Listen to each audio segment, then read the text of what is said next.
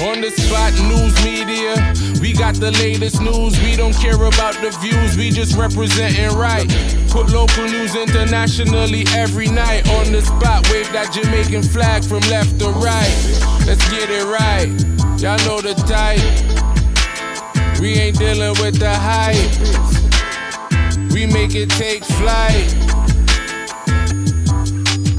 Yeah man, my viewers and subscribers, what one. A blessed and wonderful Wednesday morning to each and every person out there tuning into On The Spot News Media. Now, my peeps, you don't know how we do it over on this side each and every morning.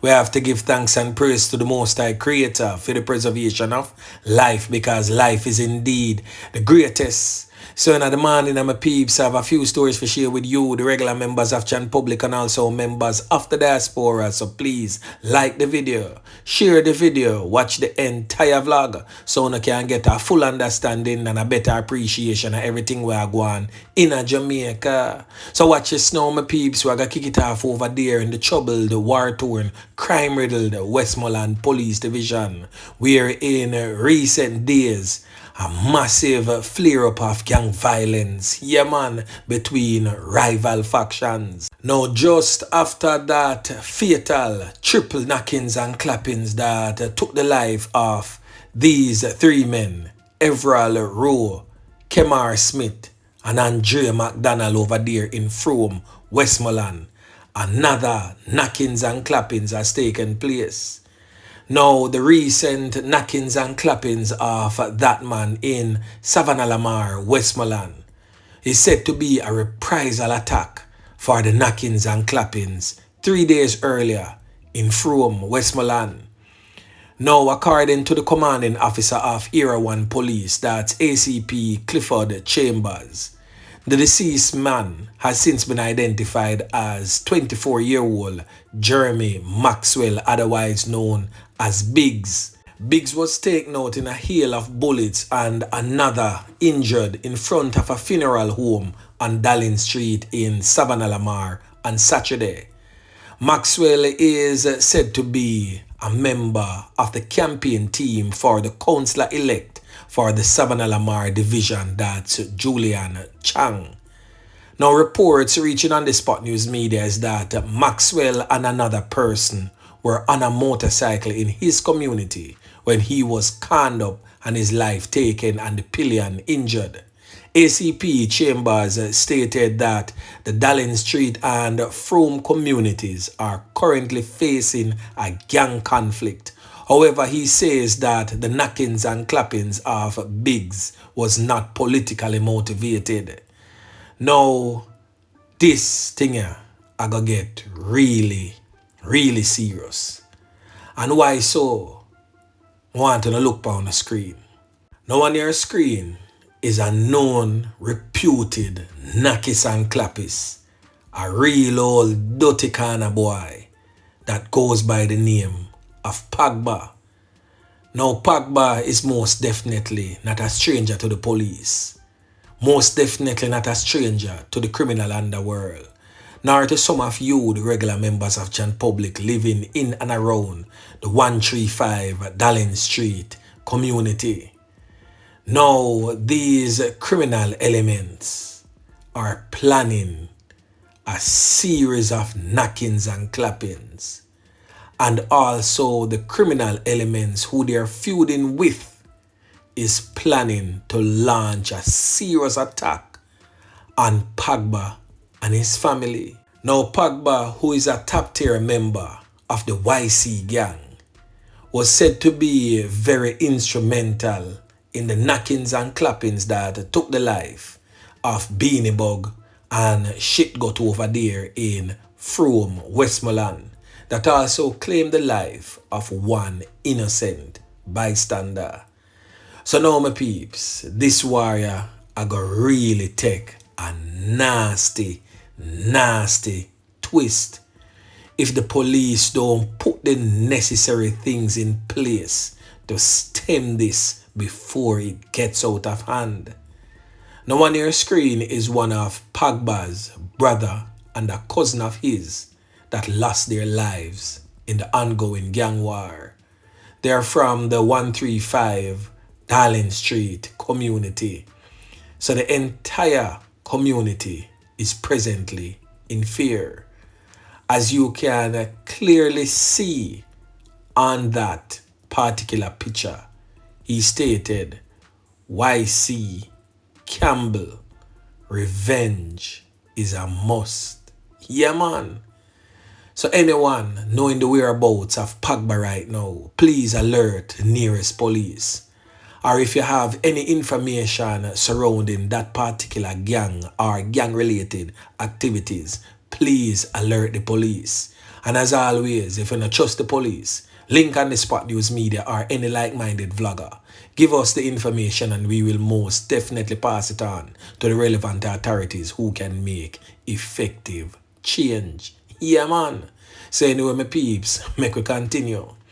Now over there in the St. James Police Division, the police, them bingo again. Yeah, man, me I tell you, police them put on another decent spot of work and took off the streets 2 illegal weapons. So you remember the recent knockings and clappings of this old dirty kind of boy presently on your screen on the day of local government election, who has since been identified as Peter Johnson, otherwise known as Jolo in the criminal underworld.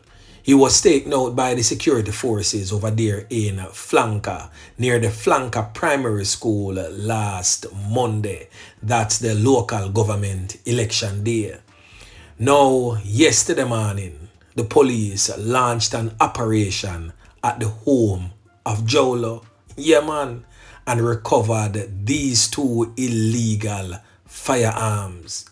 Now we're going to hear from the commanding officer of the St. James Police Division, that's Senior Superintendent Vernon Ellis, as he weighs in on this magnificent find by his team. Listen. After the incident on February 26th with the fatal arrest of Peter Johnson, OC Jolo, we would have received several death threats against members of the security forces who were on duty that day. A premises connected to Johnson was searched this morning and the weapons were found. The targeted operation this morning by members of the security forces was successful in that we recovered an AK-47 mini rifle. We also recovered a camouflage suppressed submachine gun. This is part of our commitment to combating violent crimes and dismantling criminal gangs in Jamaica. Now you see how them criminal elements here and their family members bright and brazen, but them a go slap with police because police slap with dirty kind of boy. Boy, me I tell you my peeps. The thing rough. And he is closely associated and affiliated with now release from prison dancehall DJ Leroy Russell, but more popularly known as Tommy Lee Sparta, who runs the criminal organization as Downtown Sparta. Videos went viral on social media after the knockings and clappings of Jolo, where Tommy Lee Sparta was seen in that viral video with the known criminal element. He's stating that he has distanced himself from the Downtown Sparta gang, but we all know that is most definitely a sham. Yeah, man. So anyway, still in St. James. Now, this criminal element here presently on your screen identified as JT, who is said to be from the general Green Pond area in St. James, but he's now hiding out in Mount Salem, along with the Ketan Lane Defense Force, that's the KDF criminal elements aligned to that of Broken. Yeah, man. Now, as you can see in the picture on the right on your screen, he's holding in his hand an M16 assault rifle. And I'm pretty sure that the naysayers will say on the spot, you know, sister, that is a prop gun. They had it for a music video. We are definitely tired of hearing all of that crap. So please save it for someone who will buy your rubbish. JT, you are most definitely on the radar of not only on the Spot News Media, but also on the radar of the St. James Police and also Officer Yeman Pick and team. So it's just a matter of time before your luck runs out if you don't cease and desist from living a dirty corner boy lifestyle. And as always, my peeps, if them not heed to the warning, drop the answer to that in the comment section. Yeah, man. Now over there in the now toxic Manchester Police Division, this brother here present on your screen identified as Jermaine Bailey was cut down in a hail of bullets a few days ago. Now it is said that he allegedly witnessed a knockings and clappings of his own landlord about 2 years ago. And ever since he allegedly witnessed the knockings and clappings of his landlord, he has been living in fear ever since. He has got numerous threats via text and also voice messages. He was conned up about 6 months ago and he survived that brutal onslaught. He was warned time and time again by his family members to leave the area, but he decided that he is not going anywhere.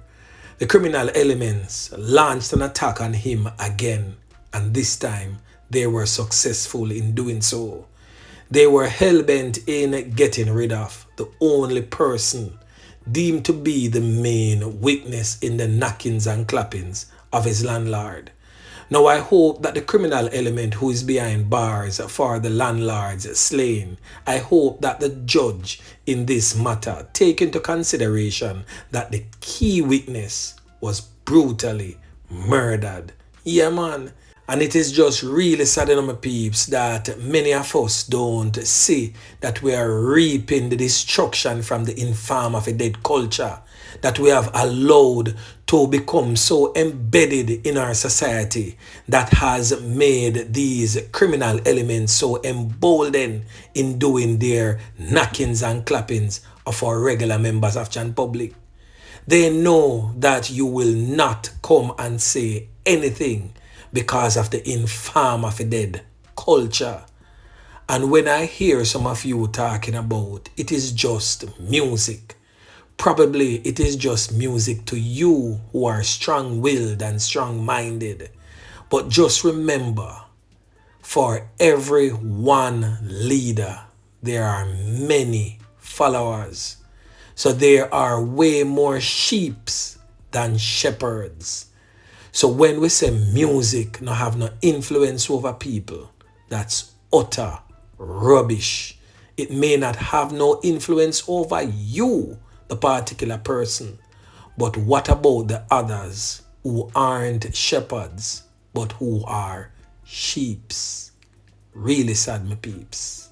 So anyway, make we continue. Another domestic dispute took place over there in the parish of Clarendon that took the life of 36-year-old Orion Cole. It is said that he was knifed to death in the Lionel Town area, a place called Mitchelltown. Now the person that carried out that fatal attack is said to be his spouse, a female that goes by the name of Angela Winter, age 53. She's of a Parker Drive address in Mitchelltown, Clarendon. Now it is said that they have both been living in a toxic relationship, and as you can see that the male is way younger than the female. The male 36 years old, the female 53 years old. It is said that Orion Cole was a woman beater, and the female Angela Winter just got tired of the beatings and draw for a knife in that physical altercation that they had and knife him up several times, leaving him lifeless. Now to the females out there who is going through a similar fate, or also the males who are going through a similar fate, please seek the assistance of a family member and get yourself out of that toxic environment. It makes no sense to send yourself to prison or even if you're not convicted, to go through the rigors of court. You don't need all of that in your life. Just try to walk away from that toxic relationship and find more amicable means of working out your domestic disputes. Yeah, man. Now over there in the troubled, war-torn, crime-riddled Kingston Eastern Police Division, Elliston Road, Paradise Street, got another knockings and clappings resulting in the loss of life of a man. Now the deceased man has since been identified as 27-year-old Kamar Green, said to be of a John Street address in Kingston 13. Now it is said that he was taken out in a hail of bullets along the roadway by unknown assailants in the Kingston Eastern Police Division. Now no one knows for sure why Kamar Green was taken out in that particular fashion. The Elliston Road CIB is presently investigating. So anyway, my peeps, remember to like, share, subscribe to the channel. Stay tuned to On The Spot News Media as I continue to bring you fresh news and updates in a subsequent newscast. On The Spot News Media. Yeah, man.